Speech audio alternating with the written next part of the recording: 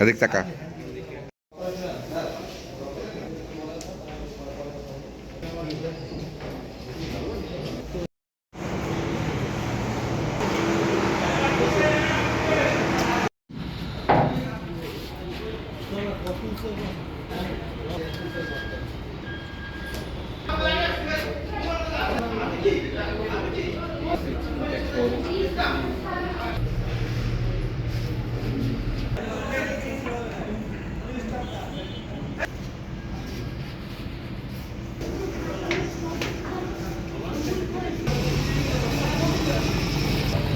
Başladım mı?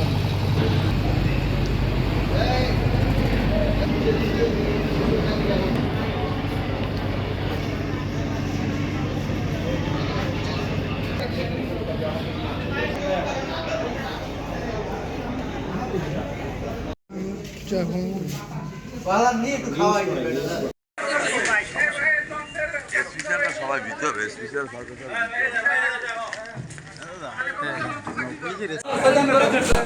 এই সরুন ভাই ভাই বলা গিয়েছে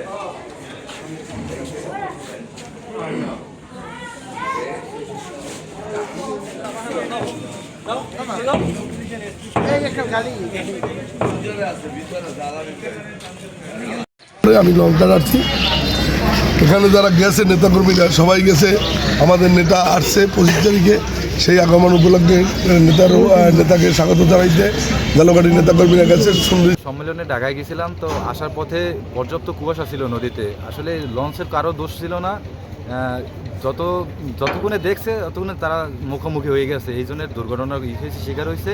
আসলে এটা কারো হাত নাই, একজন আর কনফার্ম ছিল জায়গা থেকে, আর অ্যাক্সিডেন্ট ইঞ্জুরি হয়েছে অনেকেই, এর মধ্যে শোনা গেছে যে 3-4 জন নাকি মারা গেছে আর কি মেডিকেল নেওয়ার সাথে সাথে।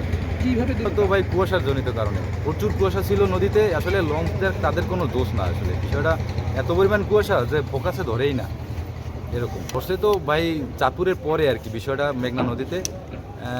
আমরা তো সবাই মূলত টায়ার ছিলাম, তো সম্মেলনটা আসছি সবাই ঘুমাইছিলাম, তো রাত্রে 2টার দিকে এই ঘটনাটা হয়েছে। আমরা শব্দের আলাপ পাইছি, পরে বাইরে দিয়ে যে লঞ্চের গায়ে মাইরে দিয়েছে, পরে ওই সময় মনে করেন অনেক চিলেছিলি লঞ্চ নামাই চলে আইছে, কিন্তু লঞ্চ এত কুয়াশার কারণে মনে করেন লঞ্চ আরেকটা দেখতে পারে না কি, মূলত এই কারণ। ভালো করে আসলে অ্যাডভান্সারে কেউ আহত হয় না, কিন্তু ওই লঞ্চের কিছু মানুষ আহত হয়েছে।